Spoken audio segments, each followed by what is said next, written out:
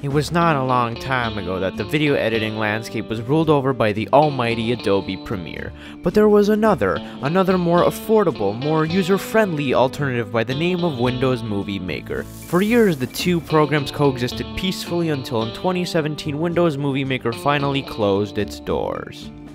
But is Windows Movie Maker making a comeback? Kinda. Because Windows 10 actually has an editor built into it, and the way you access it is actually kinda interesting because it's not a standalone program. What you actually have to do is go into your Photos app. Now, once you're here, you go into your upper left corner, and you're greeted with this whole menu. Basically, this is where all your video projects are, so now you just click New Video Project, and you're greeted with this whole, I guess, interface. I'm not gonna lie, kinda gives me iMovie vibes. But yeah, the way this whole thing works is you import files in this upper left square over here, you press Add, and the surprising thing is that it actually supports a pretty good amount of formats, which is always good. Alright, so I have a clip imported here from Doom Eternal, and the way this works is you drag this into your storyboard, that's what they're calling it, I guess. It's not really a timeline, you basically have these squares, and you drag videos into them, and once you add more than 4 videos, it's going to create more squares for you to drag stuff into, so you don't have to worry about, like, running out of squares or something like that. Alright, so now over here, you've got your kind of basic set of tools, like, for example, trimming, splitting text, motion, 3D effect, filters, and speed.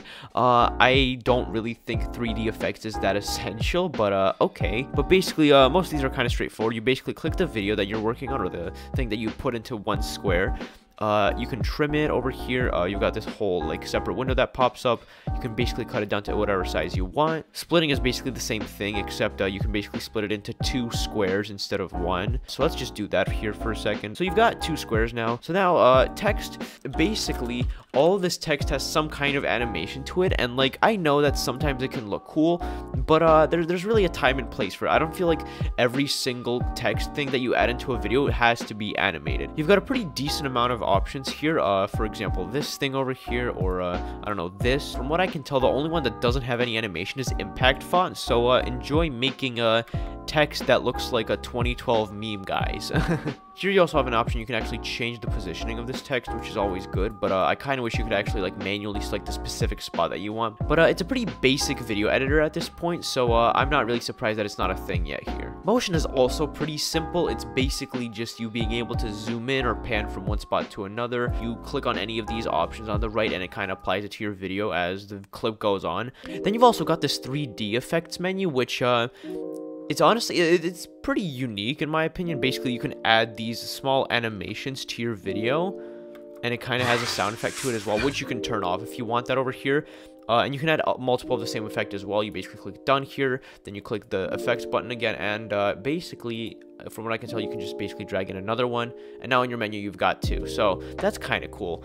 But the funny thing is that you can add all these effects here, a lot of which actually don't look that bad, but for some reason you can't overlay a picture or a video for green screens. Like, great priorities there, folks. Then you've also got filters, which, you know, you've got an okay selection, I guess. Like, it's nothing really special, but there's these 2 at the bottom, which I think are kind of cool because it, like, pixelates your screen, and, you know, that can actually create some pretty nice effects if you want that. Over here, you can also add a title card, which basically gives you another slot, and here you can add in whatever, you know, text animation you want really over here like you normally would. Then finally, you've got speed, which, you know, you've got up to 64 times, which is pretty insane in my opinion for this kind of editor, or you can make it like go 0.02 times if you want really bad choppy slow motion.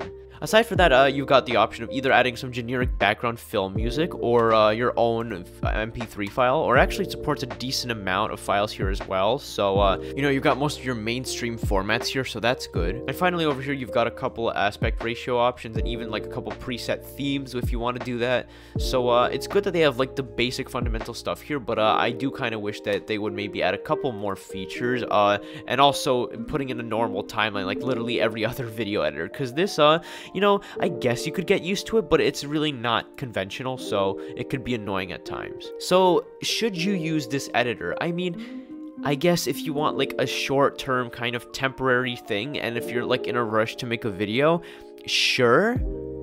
But again, I'd really recommend for them to actually put in like normal stuff, like a timeline and, you know, chroma key effect and some other stuff. The ability to overlay pictures normally, before I would consider using this like in the long run or like full time as your main editor. And again, even if this was your main editor, like even if it did have better features, I'd still recommend maybe switching over to something more advanced eventually. But if this is all you can use for now, then I guess it's not a bad option. Again, once they actually add in some more stuff. And yeah, guys, that ends today's video. I hope you enjoyed it. If you did enjoy, please do consider hitting that like and subscribe button. As always, this was your captain speaking. Peace out.